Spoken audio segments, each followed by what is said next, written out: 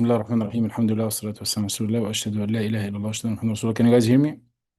Yes? No? Thumbs up? Yes, we can hear you. Okay, perfect. جزاكم الله خير. Um, Today, inshallah, we are doing a different type of session, inshallah, and that is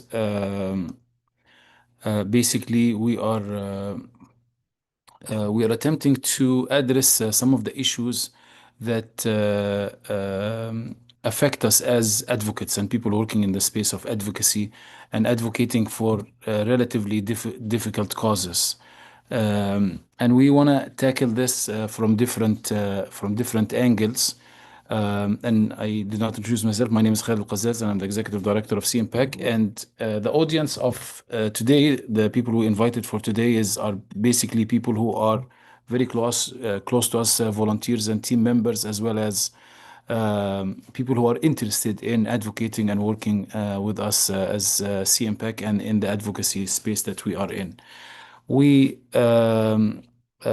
advocate on a difficult cause, and that's the Palestinian cause, which is under struggle for over 75 years, and in a difficult state. And if we go back a few years only, the international public opinion was set up in a particular way. The international world order has set up a very disadvantaged situation for the Palestinian cause. So by default and by definition, this is a really difficult cause to advocate for. And today, after many conversations and after a couple of years working through this after October 7th, with many people across the country here in Canada and beyond, there are many questions and there are many doubts of basically the effectiveness of political advocacy, and are things actually changing? Are things actually moving? Are we able to progress? Are we able to advance the cause? Are we able to contribute significantly? Are we able to help our brothers and sisters? And particularly, the frustration went so high when we almost felt helpless as the genocide continues, as we saw the pictures and saw the videos and heard the news about our families and about the people who are suffering, and more so even with the famine, when people are not even able to deliver um, food and deliver water and deliver basic health care for our brothers and sisters. Then basically over 2 million people under siege, and we're unable to do anything. And is this significant? And on the side here, within in relationship with our government, we also see, are we effective? Are we doing anything? Are they responding to our demands? Are they moving? We see that they say something, do something else, and we see the complicity to this point. There are still some permits allowing some weapons going over there, some impunity they give to the Israelis. Like, is it worth it talking to my MP, sending these letters, these email campaigns? Does it make a difference, really? So today, really, we want to answer this question, and we want to answer the even the bigger question of okay, how do you measure that progress? And in the space of advocacy, what does it look like? What does progress look like? And what are we working towards? I know we are all, inshallah, working towards yeah, inshallah, Palestine liberation in general, and basically Palestinians regaining their rights and regaining their land. And we're working towards this noble cause, basically justice to those indigenous peoples and of Palestine. So really, we know this end point, but this path is a long path. Are we on the right path? Are we using the right tools? Is it effective or not? So this is what we're trying to address today. We're fortunate to have a couple of mashallah, يعني, like amazing speakers in a very relevant way to this conversation. Dr. Wael Haddara, who is mashallah, يعني, an accomplished physician and an educator in London, Ontario, and he has vast experience in our community as a community leader with many different organizations that have been advocating for this cause and other causes for a long time, and has been able to organize among our community in many different capacities. I think he's on the board of Hikmah still, which is the political advocacy group in London, Ontario, and He is involved in the hospital. He's a senior leader in the hospitals of London, Ontario as well. So, mashallah, comes in with a professional experience. He has experience in public relations, communications, and government relations. So, inshallah, he will be able to give us the big picture and the advocacy for the cause in general. What does this mean on the international front, and what does it mean also from an Islamic perspective? How does this advocacy resonate with our Islamic values and Islamic framework? We also have Brother Bakir Azzawy, who is who is, mashallah, also an experienced public relations and government relations expert and consultant in our community, who's been doing this for quite a long time as a professional and runs currently a co-founder and I think the chief strategy officer of Gestalt Communications. And mashallah, him and his firm have done a lot of advocacy and a lot of public relations work and consultation for our community on tough cases. So he will also give us that perspective from that end. And inshallah, towards the end, we will specifically address a couple of the campaigns and the efforts that we have been doing as CMPAC and what do we consider as progress and what is the path like moving forward. So that's my introduction. I wanted, I don't see Dr. Wael still on, so I will ask, inshallah, Brother Bakir to address this from his professional experience, inshallah, and then we're going to, inshallah, have Dr. Wael address all of you, and then, inshallah, we will have an open Q&A segment towards the end. So, and actually, Dr. Wael is finally on. Assalamu alaikum. Dr. Wael, you're on?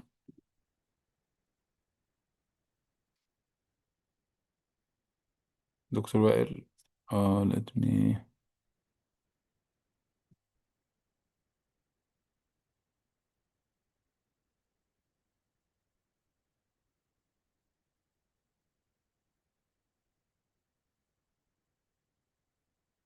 Dr. Wael, can you hear us?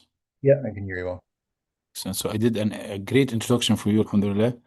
I'm not sure if you heard it, but and for the topic. So and great is that at the weight of the speakers we have, alhamdulillah. So I'm glad that you're here with us. Sorry for the technical difficulties at the beginning, but inshallah we've introduced, inshallah, that you're going to talk about the big picture of advocacy for the Palestinian cause. Where are we with that, with this advocacy? What is the level of progress? How do we define progress? And what should people advocating and working on advocacy expect this, whether from an Islamic perspective and also on the objective front? How do we measure that progress, inshallah? So the screen is yours. جزاك الله خير.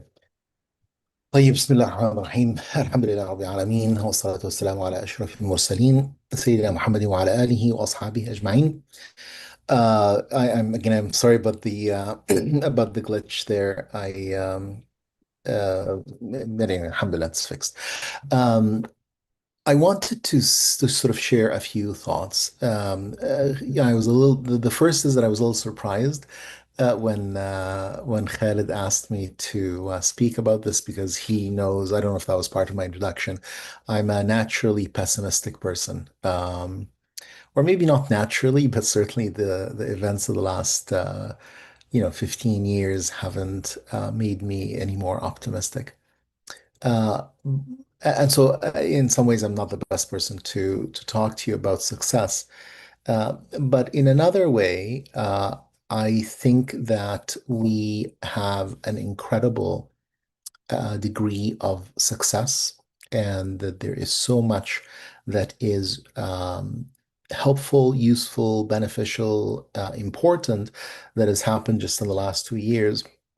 That if I can think that, then I would think reality is even better. And I want to maybe just elaborate on this a little bit. The question that we face ourselves with is any of this working? Anything is, when we do all of these things, does any of this help, or does it lead to any change? And if so, what is that change? We're not seeing anything. We're still seeing ourselves the forces or the powers arrayed against us are so strong. And I want to start with just some very basic principles and going back to the basics of what we believe because I think that's essential and crucial.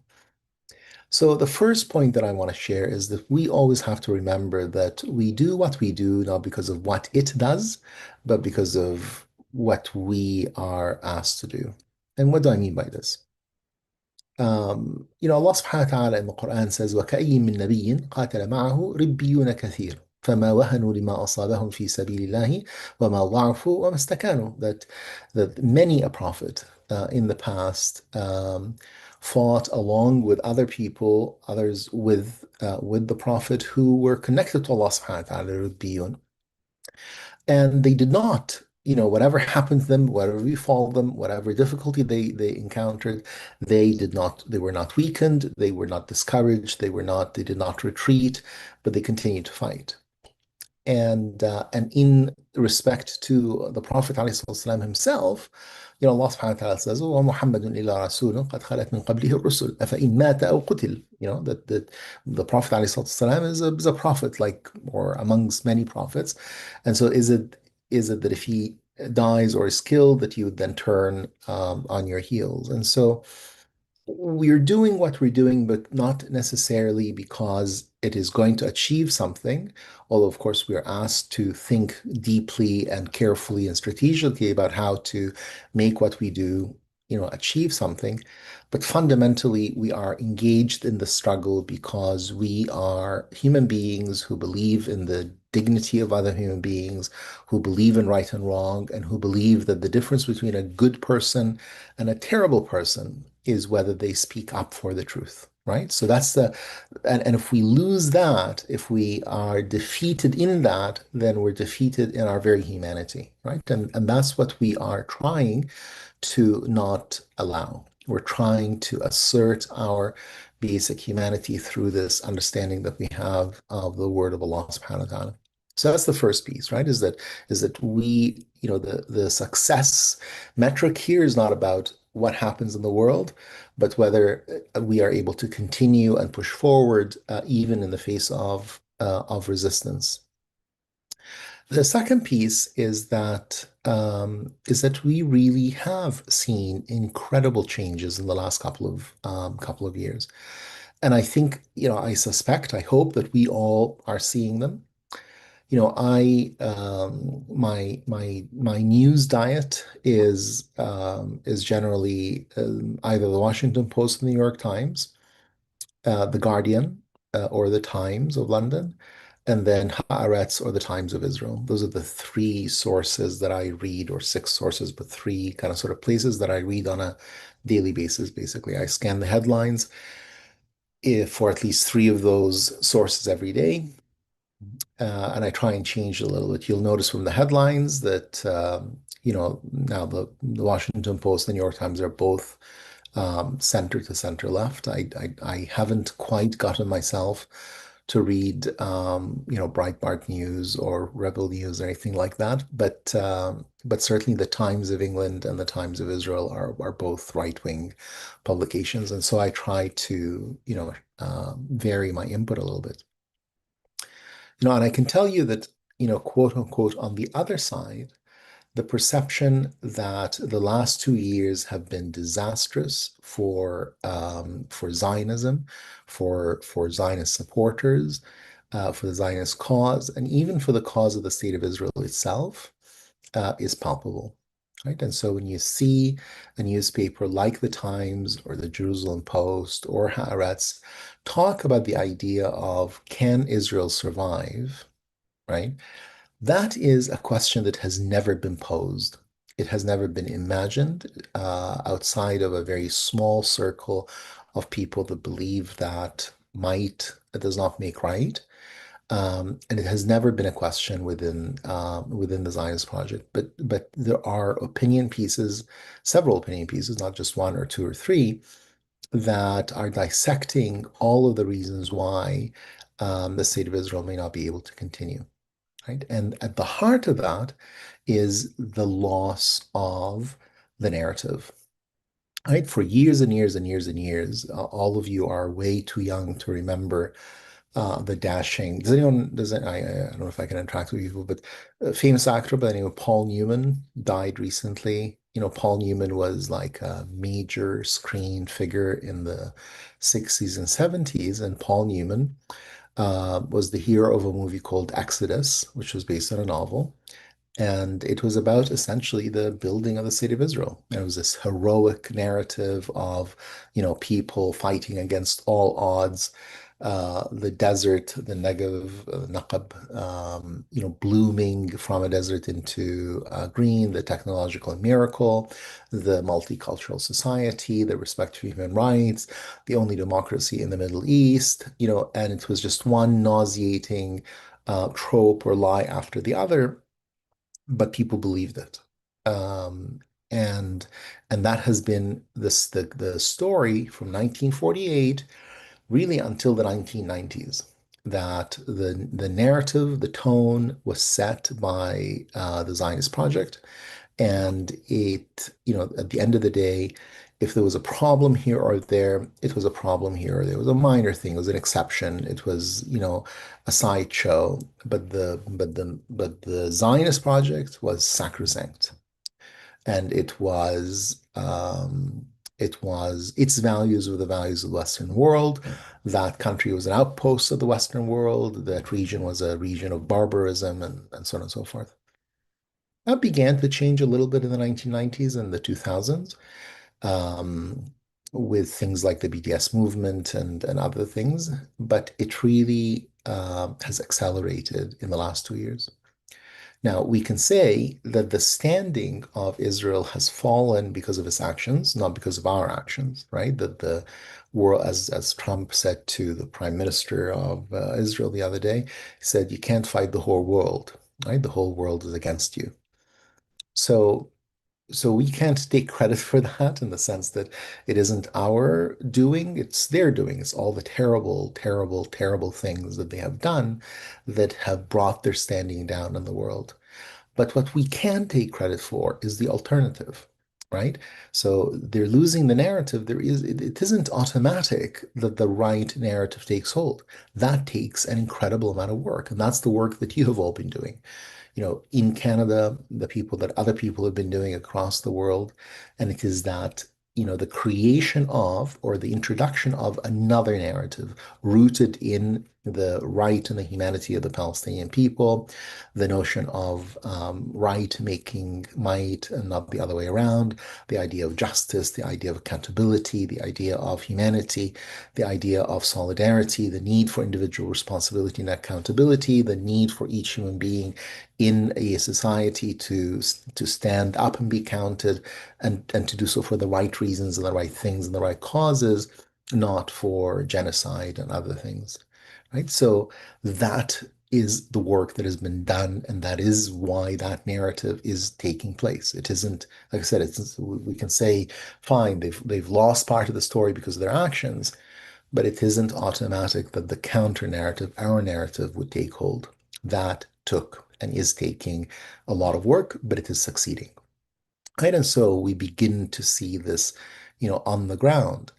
People think once and twice and three times before they take a position that 2 years ago would have been completely, automatic and natural, about partnering with Israel, or partnering with a university, or partnering with a company, and so on and so forth. And I think all of you are consumers of news. I don't need to list the things for you, from the worldwide BDS successes to here at home, the University of Waterloo not renewing its partnership with Technion, et cetera, et cetera, et cetera, et cetera. So for the sake of time, I'm not going to sort of keep elaborating, but I do want to leave you with these two, two important kind of headlines. The first is we are doing what we're doing not because necessarily of whether it is successful or not. We do it because that is who we are.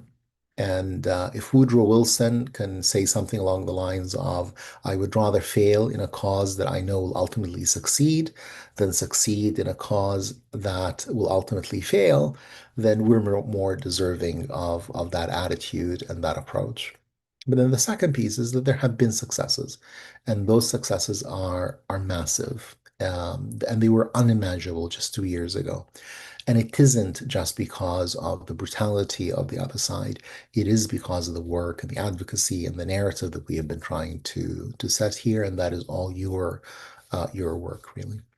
I will stop here, and then if at the end there are any questions or thoughts or comments, I'm happy to engage with those.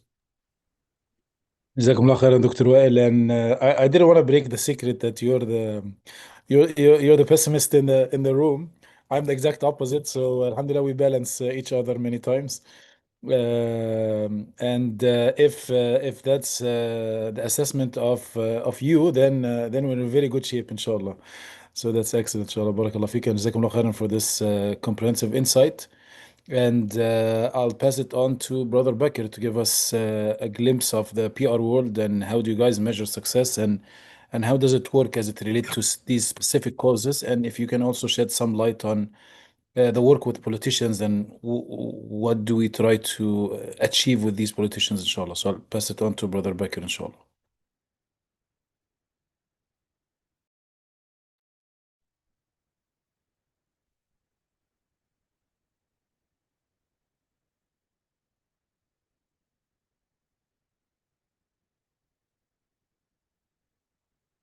Assalamu alaikum. Can you hear me? Yes, we can hear you.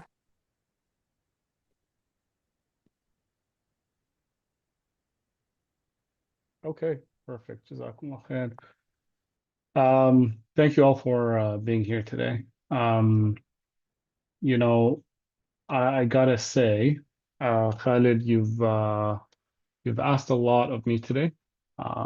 First of all, um, you have asked me to follow our Dr. Wael Haddara, and so to speak after him and follow that is that's a tough task. And then second, Khalid's asked me to cover three of the most complex questions that our community is probably facing right now, and to do all of that in under 20 minutes. So Allah يسامحك, but I'm gonna do my best. I'll try and You can do it, speed run through this and provide some insights, inshallah. Um, so the three main things that has asked me to cover are, what actually works in public relations campaigns and shifting a narrative. How do we do that as experts in the field? What is that process typically like? What are the tools and the different ways that we actually assess that and measure success? The second was, uh, where we are right now in terms of our, our campaign and our drive to shift the narrative on not just on Gaza, but on the entire issue of Palestine. And thirdly, it's about where, how do we move forward? What is the right forward-looking strategy, one that is rooted in advocacy and resilience and faith after the ceasefire, and how do we use the momentum that we have built to ensure that we stay on track and continue to see some of the wins that we have. So I think, these obviously are not small questions, but I'm going to try and break them down into where are we right now? How did we get here? And, where do we go from here? Um, First things first, you have to start with an honest assessment of where things stand, because in this moment, it's incredibly easy to feel that liberation is so distant that it's unrealistic. It's very easy to be consumed by the daily, hourly horror that we all see, and that will constantly make us feel that nothing we do matters. That in fact we're just screaming into a void. And honestly, some days it feels like that. I'm sure I speak for everybody here when I articulate that feeling. But it's important that we do something difficult, which is that honest assessment. So we have to just take a step back from that, from that daily engagement and take a look at the broader political landscape. And I'm just going to talk about Canada for now, because I think it it actually represents what's happening all over the world, but it's also what we can control. At the end of the day, where we can have the most effect is how we are able to engage our government and push for policy that aligns with our worldview and with justice and humanity. So Dr. Wael actually mentioned that a lot has changed in the past couple of years. Much has changed. And if you asked anybody on October 8th, if the government of Canada would ever officially recognize a state of Palestine, if it would ever officially and on the record have a prime minister that says he would arrest the prime minister of Israel should he step foot in the country, if Canada would reaffirm a decision that it would stop selling weapons to Israel, that the majority of Canadians recognize what's happened the last 2 years as a genocide, I think most people would call you crazy. That most people would say you're out of your mind. That's just not possible. Yet here we are today. Just 2 years later, all of those things have happened, and many, many, many other things have happened. But I want to put those things in perspective because there is context to all of them. You know, regarding the sales of weapons to Israel, the first time that Canada made that commitment publicly, it was all smoke and mirror. There was no real commitment. In fact, several reports came out very soon after that that exposed Canada directly sending weapons to Israel, continuing to do it, having new sales, and then finding ways to work around their own announcement.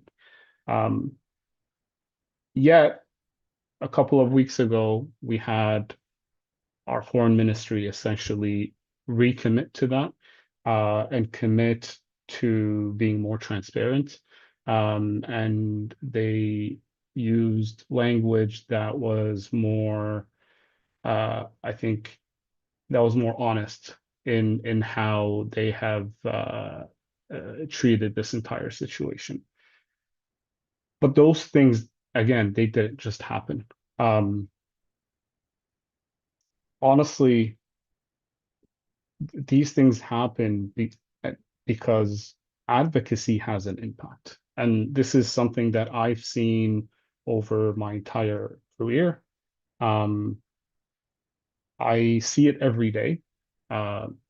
Frankly, we do campaigns, we run campaigns for a really broad range of clients, from community organizations like CMPAC to major corporations to high-level executives at medium, small, and very large public companies across the country. And so I see every day how engagement how advocacy actually makes an impact. But the most important thing that we constantly tell clients is that it's not about having a one-hit wonder. It's about constant strategic engagement and how that accumulates over time, how it manifests, and then importantly, also how we measure it. Khalid asked me to talk a little bit about how we measure success in PR campaigns. I should note, it's one of the toughest questions that we deal with as communications and public relations practitioners. A lot of times, we're speaking with marketing executives who are really just used to advertising people who tell them, listen, you spend this many dollars, we can tell you exactly the return on investment on the money that you spend. That's not how public relations works. It's not how communications and narrative campaigns work. It's a very different ballgame. But I'm gonna try and summarize it and not, and not give all of you a technical lecture that's going to bore you to death on PR. In our world, we typically measure success on five uh, five things. Reach. So how many people did you reach? Who saw it? Did they see the right thing? Uh, did policymakers, union leaders, reporters, your stakeholders, the public, uh, which segments from those stakeholders actually saw what you're trying to put out, the message that you're trying to get out? The second one is engagement. If they did see it, did they care? Did they click on the link? Did they watch the video? How long did they watch the video? And then most importantly, did that elicit a reaction?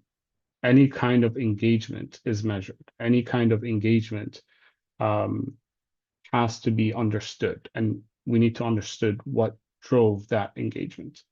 And then we also need to the third one is understanding. We need to understand if the message landed, if they did watch that video or did click that link. Um, is the reporter did write about the story we were pitching? Did they use our key phrases? Did they use the wording that we would like for them to use? Did they actually cover the story in the way that we need them to ensure that our stakeholders are getting the right message? And then fourth, it's about belief or intent. Did minds shift? Did anyone, prior to engaging with your message, actually change their mind and think something differently before they engaged with that message? This is where obviously things don't happen instantly or overnight. Changing someone's opinion, as you all know in your personal lives, especially when they have a strong opinion, is a very difficult task. Sometimes it's impossible. And we just have to understand that sometimes that it is an impossible task. You're not going to be able to convince everybody. And that's because not everybody is engaging with you honestly and with an open mind. Many times there are bad actors, and that's something we have to learn how to deal with. And then the fifth way that we measure success uh, is in terms of actions and outcome. Uh, and really, I mean, that's the main one that matters. You want to ask yourself if the world changed, whether it's a major change or a small change. Um, was a motion introduced? Was a budget line added? Was corporate policy updated? Was regulation changed, right? To do whatever it is that you were looking to achieve. That's the textbook, like clean, neat, um, uh, top level way that we measure outcomes. Um, However, in the real world, and when you're dealing with something as complex as this issue, it also plays out institutionally. So there are power dynamics that can't really be understood by just measuring PR success in the traditional way.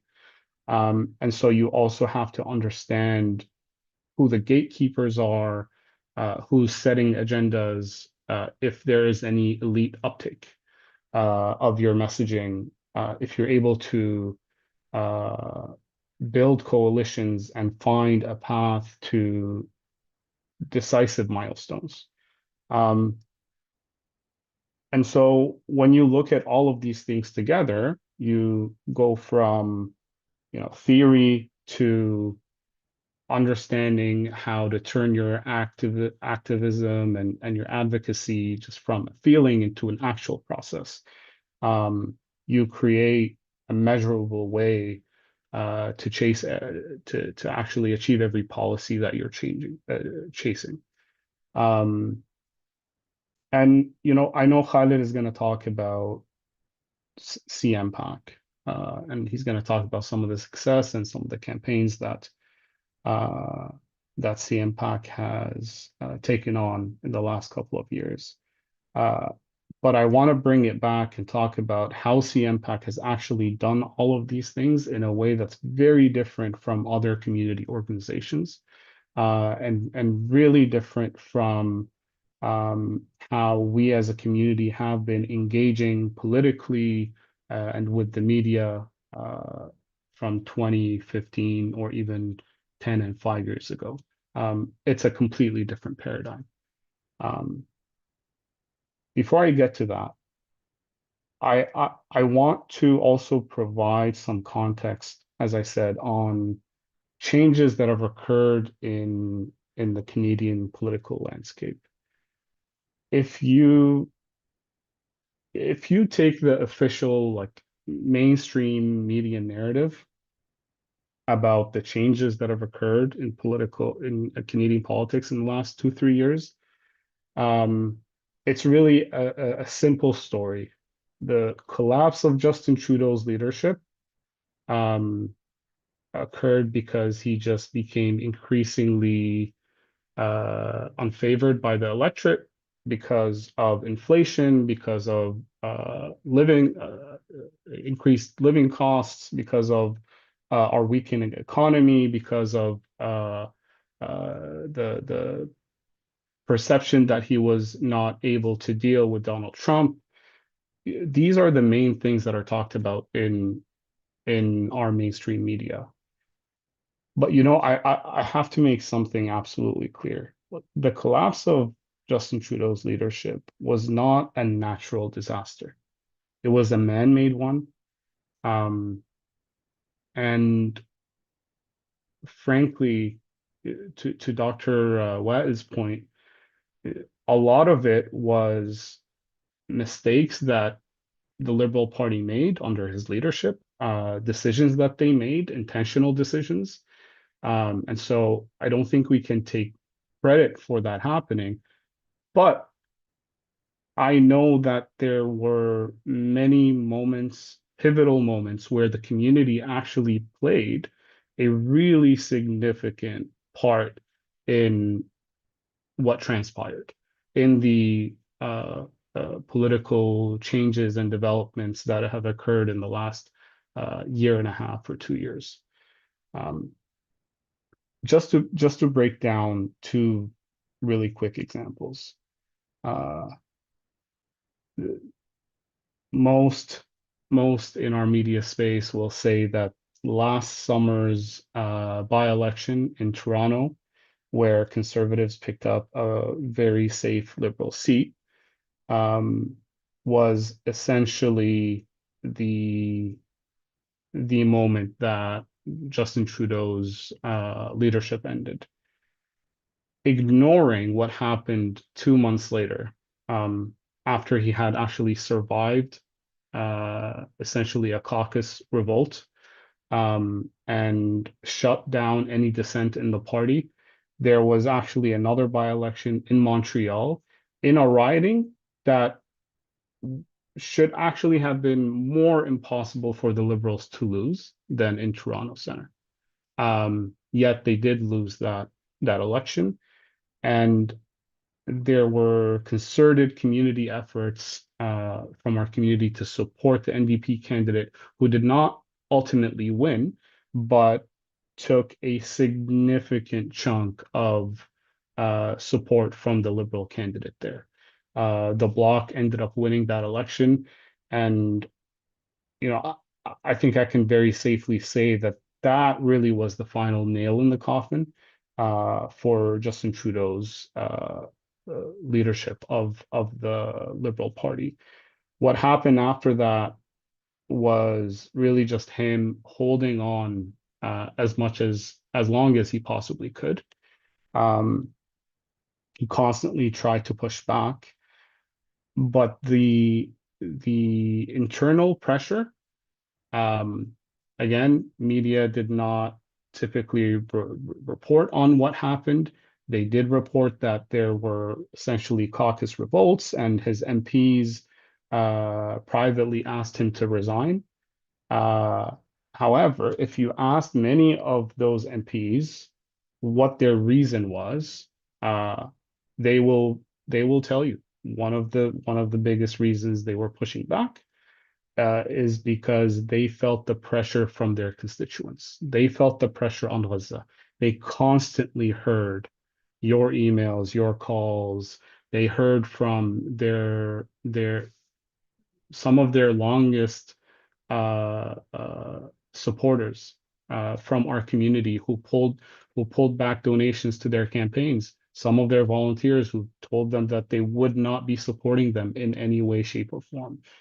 Many of those MPs, when they felt like Justin Trudeau just would not listen and he would not resign, actually threatened to essentially quit.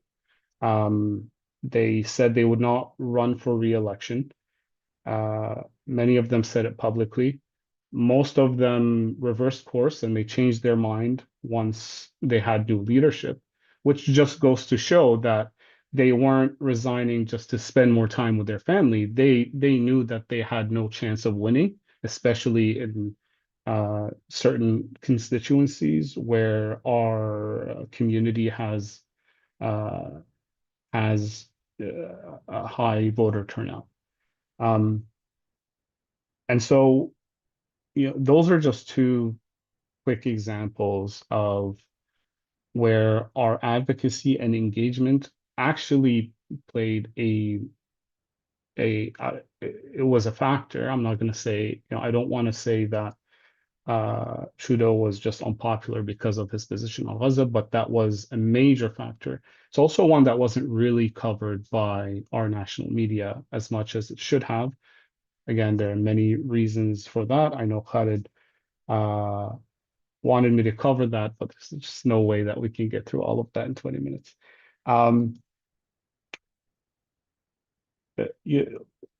Just to get to where we go from here, my final point about how we build a forward-looking strategy. Now that there's a ceasefire, and inshallah it lasts and holds.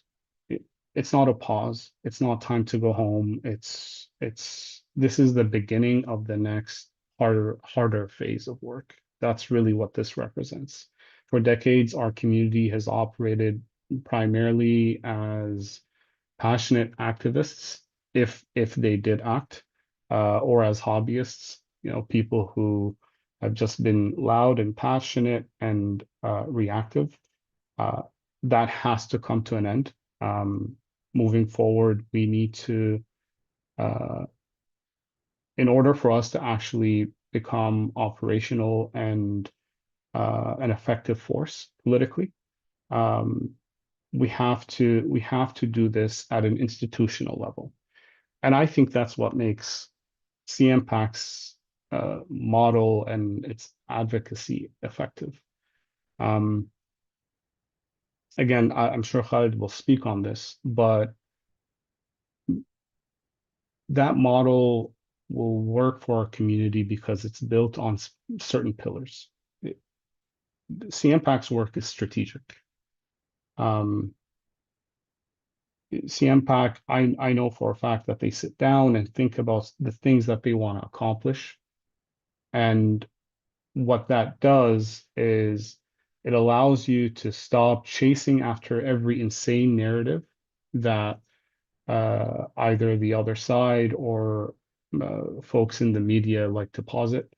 And so you stop scrambling and responding to all of these, insane accusations. You also stop believing that the loudest voice in the room, being the loudest voice in the room, is a strategy, because it's not. It's a lot of times, honestly, it's just noise. Strategy is really the art of saying no. It's deciding which which field you're gonna play on. It's deciding when to engage and how to engage, and doing that with excellence and not being pulled into every moment. And I think I think that CMPAC has actually been very strategic in approaching their work. And so that allows you to define a couple of material outcomes that you can actually, you can practically achieve, and then you can measure your success against them. You can actually professionally understand whether or not you're getting where you want to get to. The other thing that CMPAC has done is that it's been proactive. You can't fight fires unless you've already built the fire department. And that's what CMPAC has been doing exceptionally well.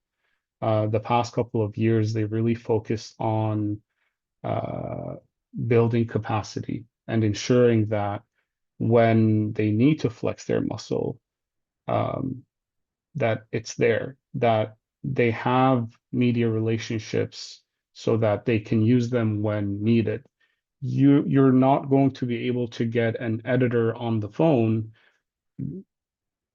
especially if that's the first time you've ever called that editor, right? Especially if it's an unfriendly editor, one who doesn't want to talk about Gaza, one who doesn't want to cover your issue.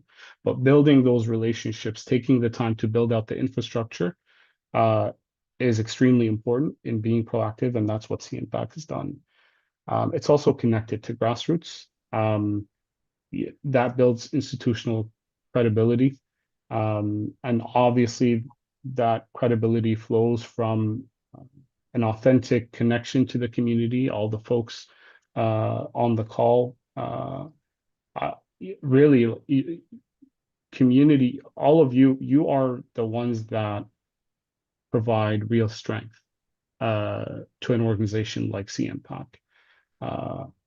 Because its members, its supporters are the ones that are going to allow it to speak not only for the community, but build real relationships with our policymakers and politicians, so they understand that CMPAC actually speaks with authority. And then, lastly, it's about execution. And I think this is the big one. CMPAC's really put its money where its mouth is. Professionalism in our community when it comes to advocacy has been sorely lacking over the last 15 years, 20 years. But I'm sure you all saw that the campaign that CMPAC ran during the last election didn't just rely on a couple of volunteers in a couple of ridings. It was a well-orchestrated and well-executed campaign. And they invested heavily in ensuring that in the ridings we can make the most impact, that they actually invested financially, invested in terms of capacity and their volunteers to make sure candidates in those ridings hear from an organization that had strict messaging, but also engaged with them professionally and engaged with them after the election as well. It wasn't just, it wasn't just about giving a couple of politicians our votes and then walking away claiming victory. So I'm sorry I probably went a little bit over time, but those are my high-level thoughts. I'm happy to engage in the discussion afterwards, inshallah. Khalid, I will pass it back to you, and thank you again for having me on. Jazakumullah khairan, Brother Bakr. It was a very useful contribution, and I think the audience will appreciate an opinion of an expert in the field, and mashallah, you qualifying the work that we do and the work that this whole team brings together, I think is appreciated, and inshallah gives us assurance that we are on the right track. But also tells us a little bit more about like what to expect in the broader picture. I don't want to take too much time from Q&A. I think everybody's. I would like to hear more from our speakers, Dr. Wael and Brother Bakir. I just want to make two quick points, and the first is one way to think about things, inshallah, with regards to our effectiveness or the impact of our work is assume that this work did not exist, right? Assume that you guys were not there. Assume that you did not make the phone calls. You did not do the email campaigns. We did not organize for elections. Why would anybody give us anything else? Not only this, but also it will be a run over. Really, there is an aggressive camp pushing on the other direction, and already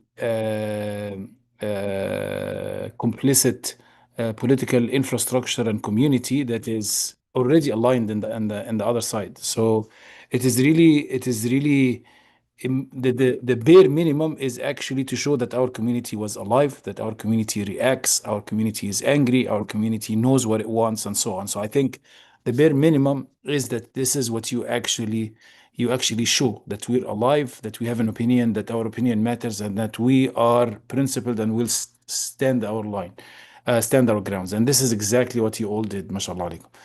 The second is actually, as Brother Becker highlighted at the end here, is we were not only just doing reactions, we were building capacity and building leverage. And I want to tell you that CMPAC as an organization, other organizations in our community, other organizations outside our community, other politicians, friendly politicians who wanted to shift or who woke up or who wanted to be on the right side. We are a significant block in the Canadian society that was disenfranchised, not taken seriously, the votes taken for granted, and we managed to bring these things together. And interestingly, you might wonder, oh, well, I worked in Calgary and Calgary voted in a different direction, or Calgary or the MPs that I'm working with were not very responsive. I want to tell you that our work is really like the work of an ant colony. Every one of us picks a small task, and we put it together, and we create that big picture, that big strong picture that has impact and has weight and has leverage. So everybody was able to use our voice and use our positions and use it in the right direction. So that's it's very important to really value what you have done. And you showed now the rest of Canada, especially in this previous elections, that we can come together on principle and that we can come together as a bloc and that we can mobilize. Okay. And the impressive thing about your work, particularly the volunteers here who've been working with us for the past couple of years and continuing, is that you did that before elections. You were able to mobilize during elections, and post elections, you're capitalizing and continuing with this advocacy, which tells people we're not going anywhere. We're here. We're staying, we're consistent to our demand. We were advocating before the ceasefire for a ceasefire. We will continue to advocate post the ceasefire. We were advocating in a situation, we're continuing to advocate. We are people of principle. We are people who do this because this is part of what we believe in. We do this because this is part of our belief system and part of what we would like to see as an outcome of our advocacy. This goodness, this better posture, this better position of Canada in this conflict. And yes, on the big picture, Canada might not be the most significant player in the Middle East. Carney barely went and attended the conference because Trump told him. But at the end of the day, when, alhamdulillah, the accumulation of the pressure led to state recognition or led to Canada resuming the UNRWA funding, all of these were consistent, ongoing campaigns. They were important gestures and messages that actually gave hope to people, that actually started to shift the dial a little bit. This entire conflict is not a knockout game. This is a points game if you are into boxing or MMA or any of these things. You are actually getting more and more points. We've scored more points, but if we stop, we lose. The whole idea is that we continue. We had the support of our brothers and sisters with the resilience, with their sacrifice, with the cameras focused there. But when the cameras move away, we have to continue. We have an obligation to continue. And we have an obligation to continue for them because if we relax, the Israelis will continue aggression, whether they break or they don't break. And then also, we need to continue to support them because they need support in the rebuilding. But also locally here, the other camp feels a great loss of public opinion and public narrative. You see this in polls, you see this in positions, you see this across different parts of the society. And they are not going to stop, and their attempts is going to basically find the reasons that made us impactful on public narrative. So our game and battle moving forward, over and above the political constituency advocacy that we do, is also basically being a strong contributing force to the public narrative in Canada on this issue and beyond. And this is really important. This is very difficult now because we are seeing already so much resistance, and we have to be creative and we have to do different things. And this is why really this is an invitation for all of us, inshallah, to commit to continue being all members of this ant colony, to resist all these forces that attempts to return it back to the status quo, or even worse than the status quo prior to October 7th, and to continue to advocate for our brothers and sisters, and to continue to keep the value and the leverage that we have had. I want to tell you that every single campaign that we have done made a dent, even the ones you felt like did not work. For example, the Israeli the Israeli tennis team that came to Halifax. Your campaigns, first of all, if you did not go, the campaign would have been played in court. The federation took them in a private space. For 3 days, there were protests in Halifax that were from the general public against what was happening. There were there we filed against the players and the individuals being previous members of IDF with the CBSA, with RCMP, with others. So we took even legal action. So even if they got some partial, they played the game in close quarters, but basically it makes it more difficult for the future steps.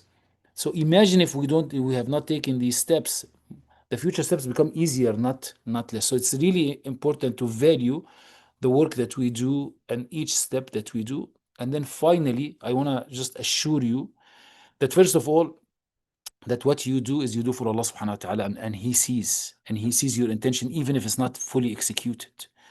And second, the people you support appreciate this. And brothers on the call have told me, they've asked, who have family in Gaza, some of them have asked explicitly, are you guys doing something for us? And when they respond, they are appreciative. And we do, and to me, this is really adequate, that we feel that people will support, feel and appreciate that what we do. And then finally, for our own selves, for our children, when they look at us, what were you doing as the genocide was happening? that was I sitting back, was I relaxing, or was I doing the maximum that we can do? And that's the commitment that we hope to see from everybody. With this, I thank you all for listening into these important conversations, and we open the floor, inshallah, for questions. Feel free to raise your hand. Sorry, send it in the chat, or raise your hand, and I will try to let you speak, inshallah.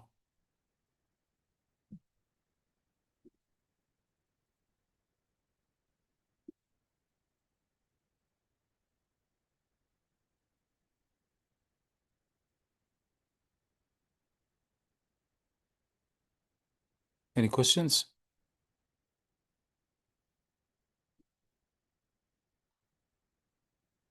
If you guys don't have questions, I have a question for until people are able to send questions. Oh, I see. So brother is asking about future plans. Are you talking specifically about CMPAC or in general on advocacy? So for CMPAC, so our plans are basically the ongoing work. So the MPs that we supported and we got, alhamdulillah, a good relationship with, who are in parliament. We have 23 MPs who we supported during the elections and won. And we're working with them basically to be our voices in parliament on the issues that they have promised to support, and the issues that our community is looking for. So that's basically the continuation of these promises is one. Two, we there's so many bills, and there are so many bills that are out there that are actually attempting to limit our freedoms, like Bill C9, Bill C2, Bill C8, like multiple bills that are now introduced that are actually going to limit our ability to protest and to express, and are actually very harmful to not just our Muslim community, but to many pro-justice voices. And these are bills that we are advocating clearly against. And then the third dimension is that we have multiple projects lined up to impact public opinion and to engage in shaping the future narrative. And alhamdulillah, like we're building capacity towards this, and we require our support.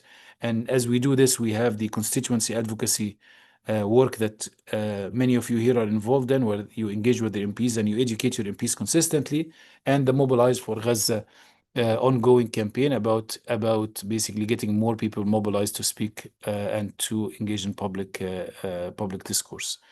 The brother, I can try to give you access, but you asked this question, brother Kareem. Sawaf said, for Brother Bakir, in terms of political parties, which would you say we've been able to impact most with our advocacy? I assume it's the NDP, but want to hear your thoughts.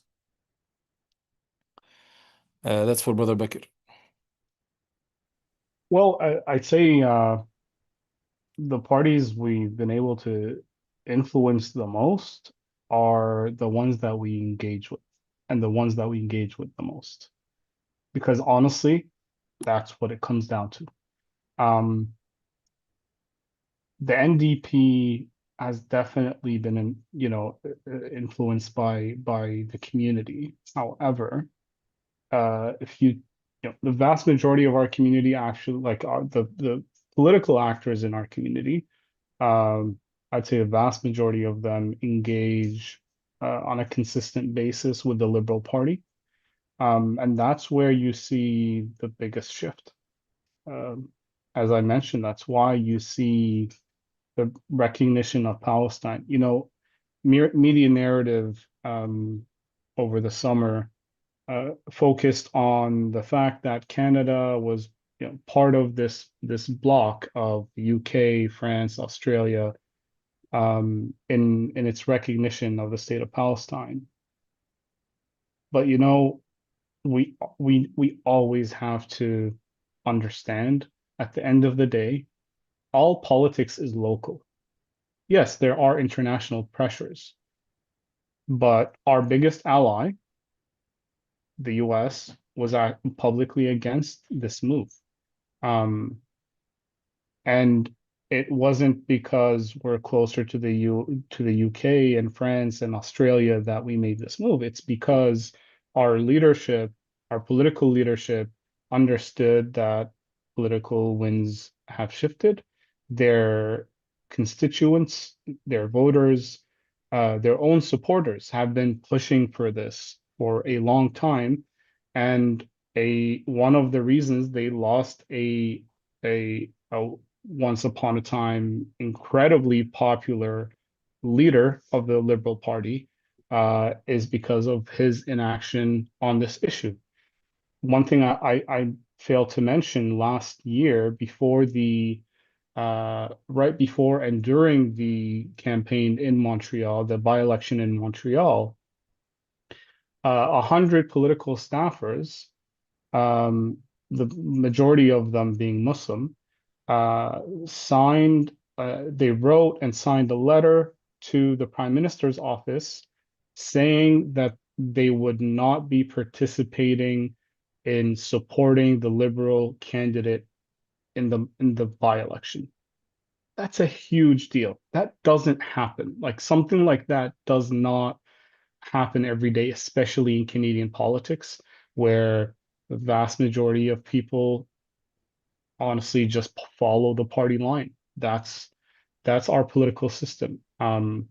It's quite centralized. And so, sorry, long-winded answer, but really the answer is the I'd say we probably have impacted the Liberal Party the most so far, but that's because we engage with them the most. I'm a very strong advocate in engaging every single party. We should, we should ensure that our community is well represented across the board. Jazakumullah khairan, Brother Bakr. I have just a question for Dr. Wael, and as you give this big picture globally of the progress, and we're in places that we like in the past, progress in the past couple of years, what do you think is really achievable in the short term, in the big picture, whether it's if you talk about Canada, North America, or as it relates to the situation in Palestine? What do you think is achievable, and what do you think we can work towards? I think a lot of things are achievable, actually. I don't think that, I think that, so I think we need to understand or try to understand how the next few weeks and months will unfold. And how do we do this from the perspective of an actor or an agent rather than just an observer or just watching things? And so we all recognize that the ceasefire is imperfect, but sooner or later, there is going to have to be an opening of the situation in Gaza with allowing more people to enter, including journalists and human rights workers and so on and so forth. And I think what is going to be very important is for us, one of the things that are going to be very important for us is to ensure that we document the crimes that have been committed over the last 2 years, right? We have some documentation so far, but we don't really have good access. And as the access opens up, what we need to do is we need to fight or push back against the notion of khalas, it's done, let that was in the past, let God, bygones be bygones. Take a leaf from or whatever the expression is, a page from the Holocaust justice movement, which pursued people, 50, 60 years after the crimes were committed, and insist that people are held accountable. That means narratives, that means humanizing, that means names, that means stories. And I think that is going to be huge. We saw the Maple with its expose on Canadians who fought in the IDF. We don't know how many of these people have fought in Gaza. We don't know if any of them have. But to the extent that people have committed war crimes or the equivalent of, actions that can be meaningfully or reasonably amount to war crimes, we have a role to play in bringing these people to justice. And there's a dual objective here. One is the bringing people to justice, because justice is important. Justice is at the heart of the international world order, without which Canada cannot survive.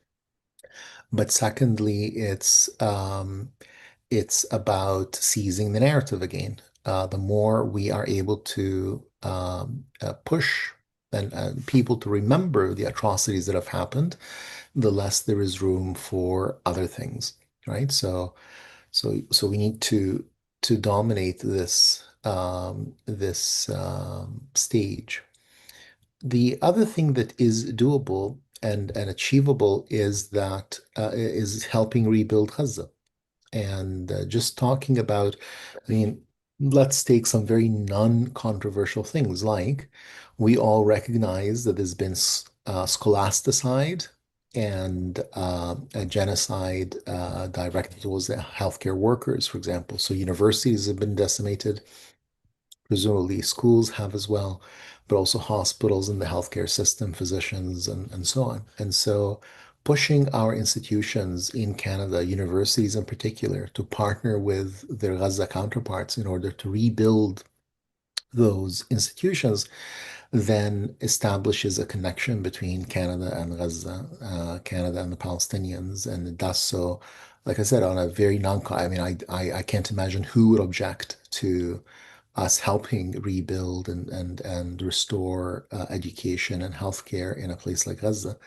But it helps us, it helps us establish that connection and get Canadians on the ground and experience the resilience and the incredible spirit of the Palestinian people up front.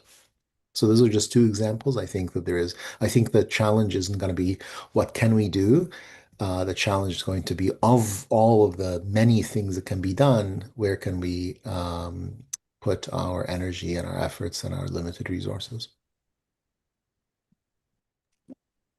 Jazakallah khair. Yeah, it sounds like overarchingly, we just need to keep building capacity within the community. Thank you for that. I know we have a couple more minutes. We'll take a couple more questions. Brother Fawzi, I know you've had your hand up for some time, so you should be able to unmute yourself.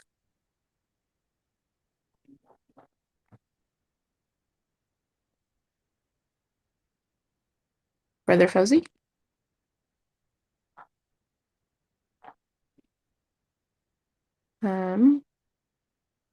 Maybe we'll give you a second. It's not letting you unmute. Let me see if we can give you access. In the meantime, maybe I see a question in the chat. In the meantime, Assalamu alaikum. oh, It excellent. didn't go. Okay, I'll be very brief. Jazakumullah khair, both for your insights. Look, my question is, I'd love to hear your assessment on our posture as a community with the current government, the current federal government. And secondly, related to that, although we have certainly made some wins in recent months, alhamdulillah, it always feels like we're stuck in a one step forward, one step back kind of formation. How do we break out of that tit for tat kind of treatment that our federal government kind of treats our community and the Jewish community in, you know what I mean? We gave you something, we'll give them something. We gave you something, we'll give them something. And we never feel like we're able to break out of that in a meaningful way. It always feels politically calculated, certainly by the current government. And I'm just curious about your view on that. How do we break out of this current environment that we find ourselves in to start, getting after more meaningful wins and more impactful policy, wins that we want to be able to achieve? Jazakallah khair. Maybe we'll pose that question to both of you, Dr. Wael and Brother Bakir. I'm going to defer to Brother Bakir on this question. Sure. So I'll real quick, I'll tackle your second question first, Fawzi. I think it's a great question. There's definitely an approach from this government, which is a much smarter approach than the previous Trudeau government, and it's meant to placate us. It's meant for us to take the win and move on when we're given one. But changing narratives, it doesn't happen by just asking nicely. and it doesn't happen overnight either. It takes constant engagement and constant pressure. But I'd also say what's required in this moment is not just political engagement at the federal level. We need to widen uh, what it means as a community to engage on this issue. We need to ensure that we're engaging with every media platform that we have in this country. And by the way, there aren't that many. Media ownership concentration is actually among the highest in Canada when it comes to Western liberal democracies, which is a major issue that we face, actually. But if we're able to break into uh, those media companies and make inroads and build relationships with editors and producers that will, stop gatekeeping important stories, we will be able to reach a much, much wider audience and can, inshallah, get much broader support from the Canadian um, uh, general society. And I think that I understand and I know that there is a lot of work being done on that, and I know that CMPAC is working on such initiatives. Um, I think we're still very much behind, uh, and we really need to reinvest in those efforts. So really just widening our approach. Obviously, this last year, we needed to engage politically because of the moment that we were in. But I think it's time that we think about all of the different aspects that we should engage on. And to Dr. Wael's point, there are many other quick wins that we can pursue, especially when it comes to reconstruction, when it comes to development aid, when it comes to pushing our representatives uh, to or our representatives, but also like our corporate leaders and our institutional leaders like universities to support in uh, the rebuilding of Gaza as well. So I hope that answers the question. We got a thumbs up. So that sounds like it does. Jazakallah khair. I am mindful of time and I want to respect both of your afternoons. So maybe there's a couple questions left that are specific to CMPAC. So I'm happy to stay on after and answer those questions. But maybe I'll give you both like a couple minutes to offer any final remarks to close off this talk, and then inshallah I can address some of the questions specific to CMPAC. So Dr. Wael, just wanted to pass it over and see if we have any final remarks for us today. Jazakumullah khair. I mean, I think my final remark would be to say that we don't really truly lose until we stop trying. And there's a great, the internet is good for a lot of things, including these kind of visual memes, but there's this elegant, drawing of a prisoner who's trying to tunnel out of his cell. And it's a long tunnel that he's dug, and then he gives up, and the picture shows you that he's just an inch away from breaking free. Right? So we never know what's going to come with the next action or the action after that or the action after that. And so we keep digging.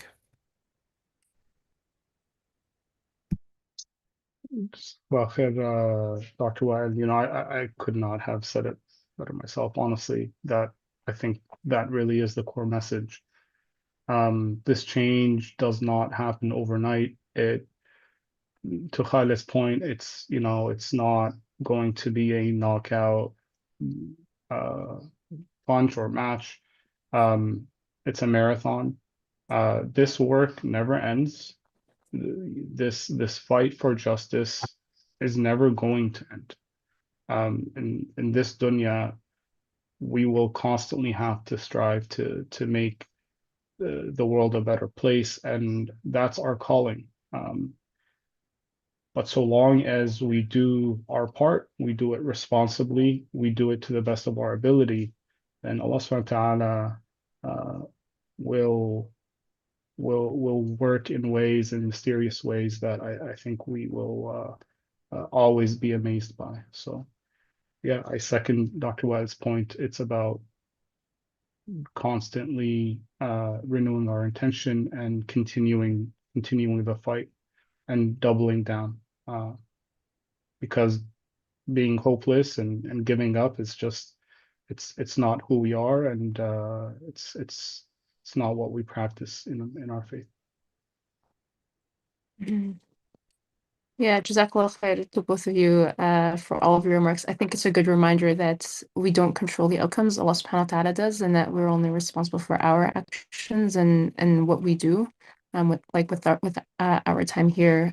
Speaking of actions and continuing to build capacity and mobilize, on November 1st, we're hosting a global solidarity and mobilization event. We're collaborating with the Thinking Muslim podcast. It'll be a virtual event, and we have speakers actually from across the US and Europe, as well as Africa, which is quite exciting, to talk about what it means to continue the struggle for a free Palestine, what global solidarity and mobilization will look like. We have graphics online, and they're circulating in some of our WhatsApp communities. So put that in your calendars, November 1st at 2 p.m. Eastern Standard Time, inshallah. And if you're interested and not yet involved in any of the consent advocacy we do or campaigns and want to get involved, send me a message on WhatsApp, inshallah. I can make sure you get acquainted. Jazakallah khair for tuning in, for joining us. Our goal is to try and host more of these types of things to bring us together and talk about the different aspects of building power and capacity within our community. So stay tuned and feel free to get in touch if CMPAC can ever do anything to support you in your own work. Jazakallah khair to our speakers for spending time with us and for your insights and wisdoms. May Allah reward you both. Thanks. Jazakallah khair. Thank you.